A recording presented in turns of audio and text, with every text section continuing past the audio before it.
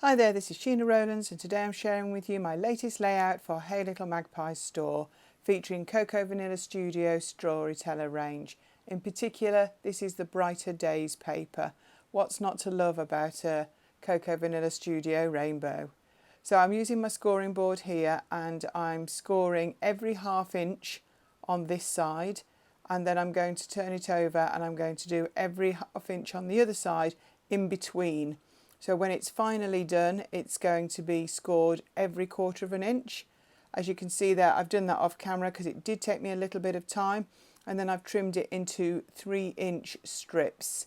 So each strip is actually 12 inches long, but by the time you concertina it down, it makes it much shorter. If you wanted a pinwheel that was twice the width, 6 inches wide, you would need 2 sheets of pattern paper to do that. So using some very strong red tape, I've joined them together in a circle, making sure that the colours match as you go round. So I've added red to red and blue to blue. So I've got 2 circles that I've punched from cardstock there on the right. The big one I've covered in strong double-sided tape, and that's going to be the base for the pinwheel. So I'm just at the moment just trying to get it, manipulate it into the right shape. And that does take some practice, and I have to be honest, there's times when I wish I had 3 hands. But if you could just breathe through it, it will work. The double-sided tape, I added a little bit of wet glue to that as well.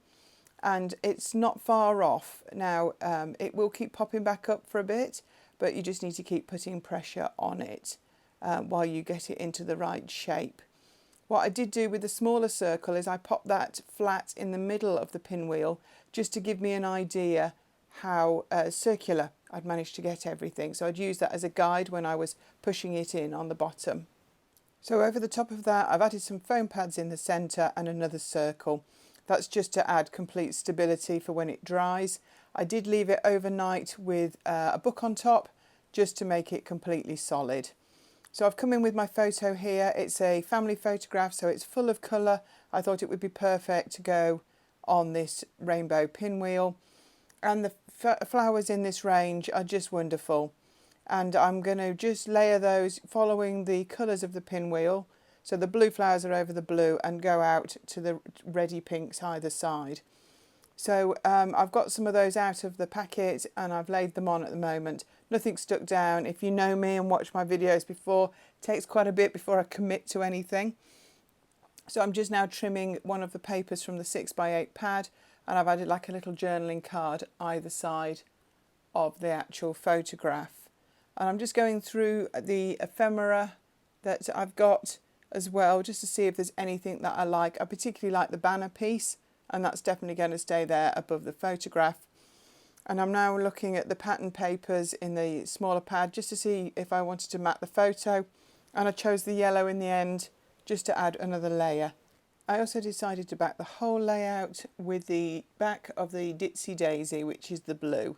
So on the cardstock, which is now 11 inches wide, I've drawn round a circle about the same size as my pinwheel, and I'm going to work my way round, just doing some paint splatters in the same colours as the pinwheel. So if that makes sense, so I'm going to do blues at the top, then greens coming down to reds across the centre line. I drew the circle in pencil first because it gave me an idea that actually, where I wanted the splatters to be, because I don't know about you, but every time I do mixed media recently, I then end up covering the whole thing back up. So by having the pencil line there, it gave me an idea where they were. So when I'd finished with the paint splatters, I put that to one side and I decided to start to build the layout back up on top of the pinwheel itself, rather than wait for the paint to dry. So I've added the photograph there, which I've matted with the yellow, and popped the little card in either side. Definitely going to add that bunting on some foam pads just to raise it up. But I am conscious that this layout already has at least 1/4 inch of depth from the pinwheel itself. So I do bear that in mind when I start to raise some of these flowers up as well. I'm trimming the leaves off most of them because then I'm going to tuck those back in underneath. So I'm just going through, just making sure that I haven't missed any that I would like to use.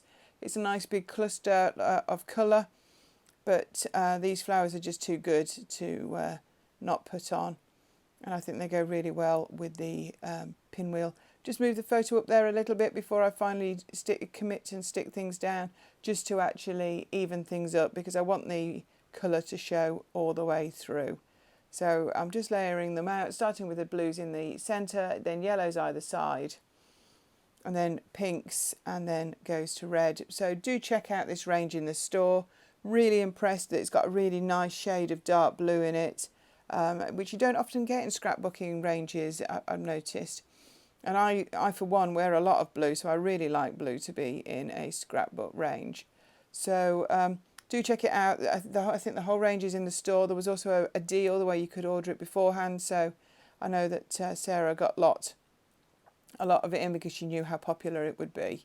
So do have a look at that. So I think I'm nearly there with getting things stuck down, and hopefully the paint on the background is nearly dry as well, so then I can actually crack on and get this finished. If you like this video, do give it a thumbs up and subscribe to the channel, because there's always going to be more videos coming up over the next coming weeks. So I think I've finished messing about now. I've just added a few leaves in, and off camera I brought in the base with the paint. It's all completely dry, and I've placed a pinwheel over it so I can see how it's going to look. I know that it's not that easy to see the paint at this distance, but when you see the close-ups, I really like the way that it looks. So I've added one of the black foam titles. It says together, as I say, not as clear as it should be from this distance, but it's when you see the finished layout it is. And it just adds a little bit more depth there across those flowers. Just seeing if there's any bits that I've missed, anything else that I want to add, because there's so many bits and pieces in this range to look at. I really like that yellow camera, so I'm going to tuck that in there. And then I realised that I've not actually journaled on this at all, so I've got a little journaling piece there on the left, and I'm going to add just the date and place to that, just for my records. So last piece, I think I'm just going to add this little banner underneath the title, because I really do love this when we all get together. So I'm now going to use some strong tape to stick this to the painted cardstock, because obviously it's quite weighty now with all those embellishments on it too. And now I've joined that to the back cardstock as well. So this is the full image. Thank you so much for watching. I hope to see you again here soon, and I hope you've enjoyed this. Bye for now.